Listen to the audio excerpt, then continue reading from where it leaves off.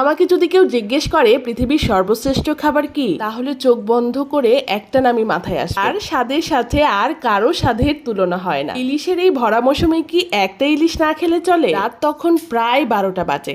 মাছটা কেটে ধুয়ে নিয়েছি। ডিমওয়ালা ইলিশ মাছের সাথে হালকা একটু লবণ, হলুদ আর মরিচ, ব্যাস সামান্য একটু মশলা ভালো করে মাছের সাথে মাখিয়ে ভেজে নেব সরিষার তেলে। কড়া করে মাছটা ভেজে নেওয়ার পরে তার সাথেই ভেজে নেব কয়েকটা শুকনো মরিচ। আহা, আজকে সেই ছোটবেলার কথা মনে পড়ছে। ছোটবেলায় আব্বুকে দেখতাম ইলিশের মৌসুমে 2টা ইলিশ ছাড়া কখনো নিয়ে আসতেন। বাজার থেকে এসে সাথে সাথে একটা ইলিশ আম্মুকে দিত, এক্ষুনি ভাজো। গরম গরম ভাতের সাথে ইলিশ মাছ আর ইলিশ মাছের তেল, সাথে 2টা শুকনো মরিচ আর একটুখানি পেঁয়াজ ভাজি। বাঙালির জীবনে আর কি লাগে বলুন তো? এক প্লেট ভাত সাবার হয়ে যাবে এক টুকরো ইলিশ দিয়ে। আমি জানি ইলিশ মাছকে ঘিরে আপনাদেরও এমন অনেক স্মৃতি আছে। আজকে সেগুলো জানতে চাই, কমেন্টে